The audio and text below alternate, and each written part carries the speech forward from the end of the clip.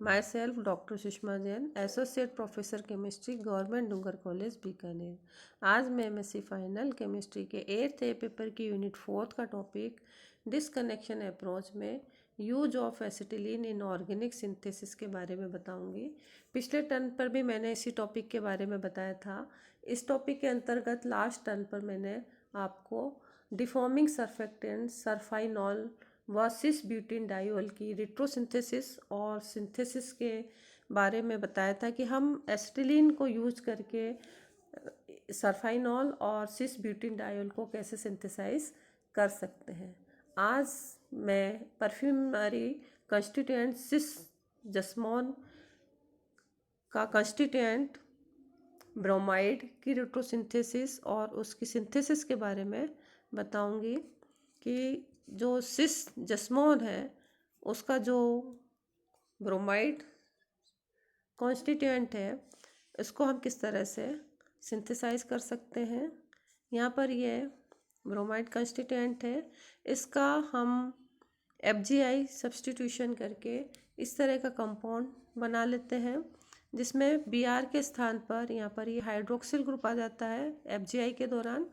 और हम इसको दो तरह से डिस्कनेक्ट कर सकते हैं, या तो हम A की तरफ से डिस्कनेक्ट कर सकते हैं अथवा B की तरफ से डिस्कनेक्ट कर सकते हैं।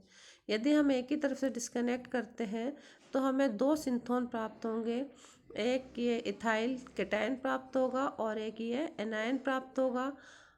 और इनको जनरेट करने के लिए जो हमें सिंथेटिक इक्विवेलेंट चाहिए, इथाइल में हम कोई नेगेटिव पार्ट लगा देते हैं, जैसे हमने इसमें Br लगा दिया है तो इथाइल ब्रोमाइड बन गया। तो इथाइल ब्रोमाइड इथाइल केटायन सिंथोन को जनरेट करने के लिए एक सिंथेटिक इक्विवेलेंट है। इसी प्रकार से यहाँ पर ये जो एनायन बना है दूसरा सिंथोन, इसमें हम यहाँ पर नेगेटिव कार्बन एटम पर एक हाइड्रोजन एज ए प्रोटॉन के फॉर्म में लगा देंगे यहाँ पर, तो हमें ये सिंथेटिक इक्विवेलेंट प्राप्त हो जाएगा। तो ये सिंथेटिक इक्विवेलेंट एनायन को जनरेट करेगा और ये सिंथेटिक इक्विवेलेंट केटायन को जनरेट करेगा।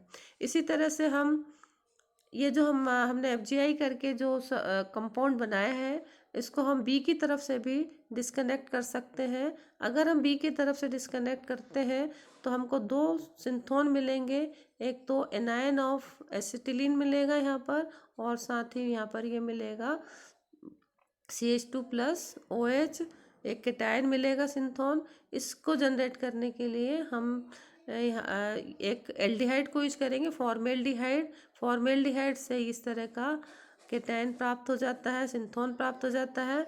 और यहाँ जो नेगेटिव पार्ट है, नेगेटिव कार्बन एटम है, इस पर हम प्रोटॉन को लगा देंगे तो हमें ये सिंथेटिक इक्विवेलेंट प्राप्त हो जाएगा। तो यहाँ पर हम आइदर A की तरफ से अथवा B की तरफ से हम इस कंपाउंड को डिस्कनेक्ट कर सकते हैं और उसके अकॉर्डिंग हम सिंथेटिक इक्विवेलेंट प्राप्त कर सकते हैं कि इन सिंथोन को जनरेट करने के लिए कौन से सिंथेटिक इक्विवेलेंट होंगे। यही सिंथेटिक इक्विवेलेंट इनके स्टार्टिंग मटेरियल होंगे। तो देखते हैं कि हम जो परफ्यूमरी कंस्टिट्यूएंट है ब्रोमाइड सिस जस्मोन का, उसको हम किस तरह से सिंथेसाइज कर सकते हैं। तो यहाँ पर हमने ये एक एसिटिलीनिक कंपाउंड है, उसको हमने स्ट्रॉन्ग बेस ब्यूटाइल लिथियम के साथ जब हम ट्रीट करते हैं तो यहाँ पर एक डायनाइन प्राप्त होता है जिसमें कि जो नेगेटिव चार्ज है वो कार्बन एटम पर है और ऑक्सीजन एटम पर है। तो चूँकि दो नेगेटिव चार्ज एक ही कंपाउंड में है इसलिए हम इसको कहेंगे डायनाइन कहेंगे।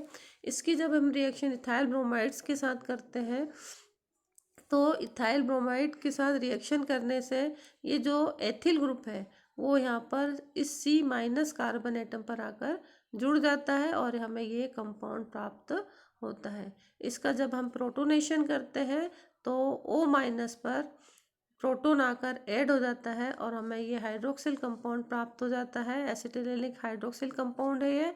इसकी जब रिएक्शन हम पोटेशियम फास्फोरस ट्राइब्रोमाइड के साथ करते हैं तो हमें ब्रोमो कंपाउंड प्राप्त हो जाता है। यही हमारा टारगेट मॉलिक्यूल है। तो हम इस तरह से अपने टारगेट मॉलिक्यूल को सिंथेसाइज कर सकते हैं एसिटिलिनिक कंपाउंड को यूज करके।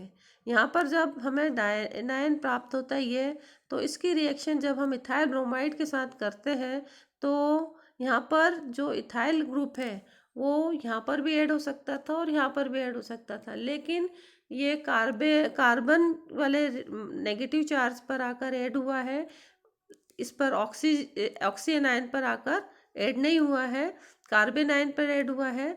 इसका कारण ये है कि यहाँ पर ये जो कार्बन आयन है इसका जो पीके की वैल्यू है नियर अबाउट 25 है, जबकि ऑक्सी एनायन की जो पीके की वैल्यू है यहाँ पर इसकी वैल्यू है 16। तो प्रिफर ये करता है कि ये नेगेटिवली चार्ज कार्बन एटम पर आकर इथाइल ग्रुप जो इथाइल केटायन था वो आकर जुड़ जाए।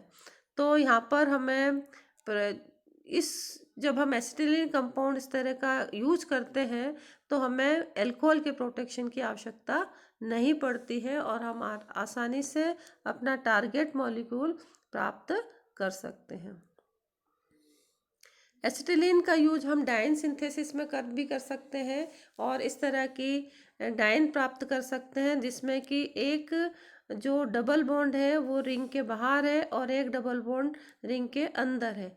जो अंदर वाला डबल बॉन्ड है वो जो हाइड्रोक्सिल कंपाउंड है उसके डिहाइड्रेशन से प्राप्त होता है और ये जो बाहर वाला जो डबल बॉन्ड है वो एसिटिलीन के का डबल बॉन्ड है, एसिटिलीन कंपाउंड से आया हुआ है। तो सपोज कीजिए हमें अगर इस तरह का कंपाउंड प्राप्त करना है, इस तरह का टारगेट मॉलिक्यूल सिंथेसाइज करना है, तो हमें इस कंपाउंड को एक बार रिट्रोसिंथेसिस करके देखना होता है कि कौन सा स्मॉलेस्ट फ्रेगमेंट इसके हम प्राप्त कर सकते हैं। तो यहाँ पर इस टारगेट मॉलिक्यूल का हम पहले क्या करते हैं कि एफजीआई करके इसका एफजीआई डिहाइड्रेशन करके इस तरह का मॉलिक्यूल प्राप्त कर लेते हैं और हम इसका फिर आगे रिडक्शन एफजीआई रिडक्शन करते हैं। एफजीआई रिडक्शन का मतलब ये है कि रिडक्शन इस डायरेक्शन से इस डायरेक्शन में हो रहा है, लेकिन जब हम रिट्रोसिंथेसिस करते हैं तो लिखने में हम इस डायरेक्शन में लिखते हैं। हम सभी को पता है कि जो ट्रिपल बॉन्ड है वो डबल बॉन्ड में रिड्यूस होता है, लेकिन जब हम रिट्रोसिंथेसिस बता रहे हैं तो हमारा डायरेक्शन इस और होगा और हम लिखेंगे एफजीआई रिडक्शन और एफजीआई रिडक्शन करके हम नेक्स्ट कंपाउंड प्राप्त कर लेते हैं। इस तरह का एसिटिलिनिक कंपाउंड प्राप्त कर लेते हैं और यहाँ पर फिर इस कंपाउंड का हम डिस्कनेक्शन करते हैं। तो डिस्कनेक्शन के दौरान हमको दो सिंथोन प्राप्त होते हैं, एक नेगेटिव सिंथोन प्राप्त होता है और एक ये पॉजिटिव सिंथोन प्राप्त होता है। इस नेगेटिव सिंथोन में हम जो कार्बन एटम है जिस पर कि नेगेटिव चार्ज है इस पर हम कोई प्रोटॉन ऐड कर देते हैं और प्रोटॉन ऐड करके हमको कंपाउंड प्राप्त हो जाएगा एसिटिलीन। और यहाँ पर जो पॉजिटिव सिंथोन बना था ये रियर है, यहाँ से एक अगर हाइड्रोजन एज ए प्रोटॉन के फॉर्म में बाहर निकल जाए तो यहाँ ये इलेक्ट्रॉन दे जाएगा इस ऑक्सीजन एटम को और इस पर आ जाएगा नेगेटिव चार्ज और यहाँ पर चूंकि प्लस चार्ज है तो इस प्लस और इस O माइनस के बीच में कोवेलेंट बॉन्ड का फॉर्मेशन हो जाएगा, यानी कि एक सिंगल बॉन्ड बन जाएगा। तो यहाँ पर C और O के बीच में एक डबल बॉन्ड बन गया तो हमें एक साइक्लोपेंटेनॉन कंपाउंड प्राप्त हो गया। यानी कि अगर हमें जब हम इस तरह के कंपाउंड को रिट्रोसिंथेसिस करते हैं तो जो हमें स्मॉलेस्ट फ्रेगमेंट प्राप्त होते हैं वो इस तरह से एक साइक्लोपेंटेनॉन प्राप्त हो गया और एक हमें प्राप्त हो गया एसिटिलीन। तो हम इनको as a starting material use करके अपने टारगेट मॉलिक्यूल को प्राप्त कर सकते हैं। देखते हैं हम अपने टारगेट मॉलिक्यूल को इन स्टार्टिंग मटेरियल से किस प्रकार से प्राप्त कर सकते हैं।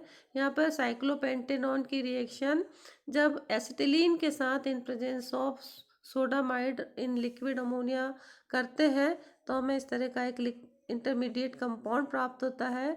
इसको जब हम रिड्यूस करते हैं लिंडलर कैटालिस्ट के द्वारा, लिंडलर कैटालिस्ट होता है H2PD और BaSO4 और इसके द्वारा जब हम रिडक्शन करते हैं तो यहाँ पर ये जो ट्रिपल बॉन्ड है वो डबल बॉन्ड में कन्वर्ट हो जाता है, रिड्यूस हो जाता है ट्रिपल बॉन्ड डबल बॉन्ड में और हमें इस तरह से कंपाउंड प्राप्त होता है। इसकी जब रिएक्शन जब हम पोटेशियम हाइड्रोजन सल्फेट के साथ करते हैं तो डिहाइड्रेशन होता है और डिहाइड्रेशन से यहाँ पर ये जो के दौरान यहाँ पर जो OH है और यहाँ का H, ये मिलकर एक वाटर का मॉलिक्यूल बाहर निकाल देते हैं और हमें इस तरह का एक जो टारगेट मॉलिक्यूल जो कि हम बनाना चाह रहे थे वो हमें प्राप्त हो जाता है।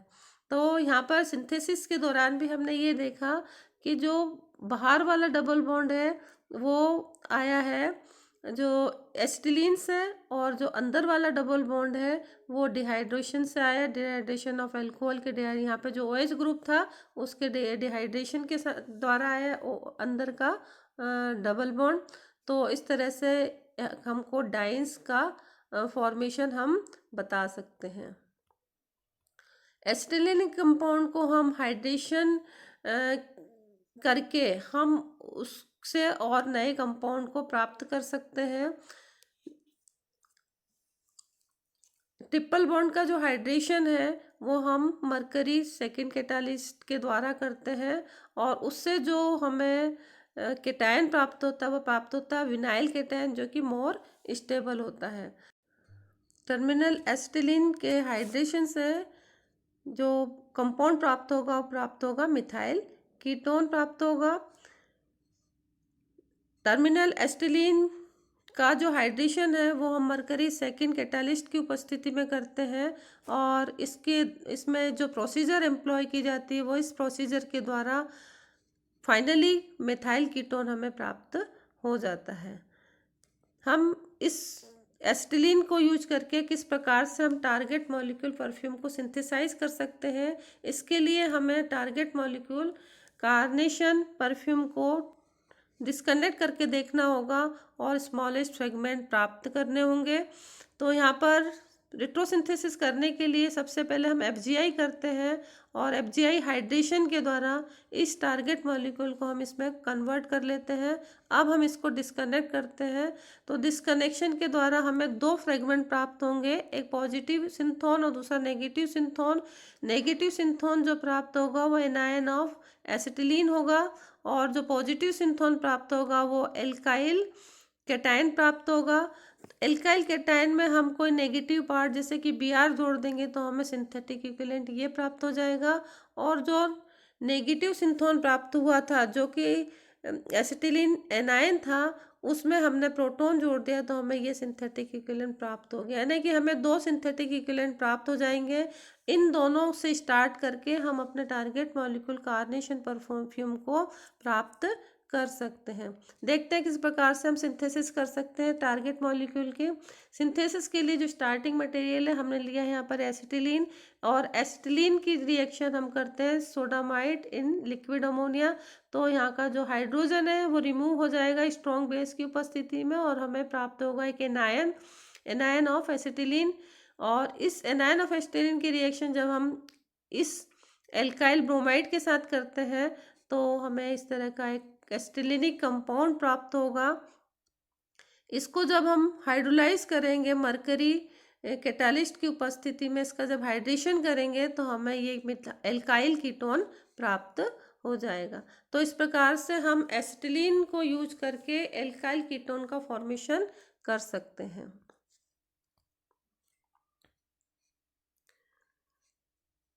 एसिटिलीनिक कीटोनिक कंपाउंड यहाँ पर हमने काम में लिया है। इसका अगर हम हाइड्रेशन कर दें और इस हाइड्रेशन में हमको किसी कैटालिस्ट की ज़रूरत नहीं पड़ती है और हाइड्रेशन पिपेरिडीन की उपस्थिति में होगा और हाइड्रेशन के द्वारा एक डाइकीटोन इस तरह से हमें प्राप्त हो जाता है। साइक्लिक कंपाउंड्स को यूज करके हम अपने इस तरह से साइक्लिक कीटोन को भी प्राप्त कर सकते हैं। यहाँ पर भी जब रिएक्शन करते हैं तो हमें यहाँ पर पहले डिहाइड्रेशन करना होता है और फिर जो साइड चेन बनती है उसका हाइड्रेशन होता है। तो यहाँ पर इस कंपाउंड को जब Hg कैटालिस्ट की उपस्थिति में हम हाइड्रेशन करते हैं तो हमें कीटोनिक कंपाउंड इस तरह से प्राप्त हो जाता है। तो इस तरह से हम इस एसिटिलीन को यूज करके कई सारे यूज़फुल ऑर्गेनिक कंपाउंड को सिंथेसाइज कर सकते हैं। Thank you.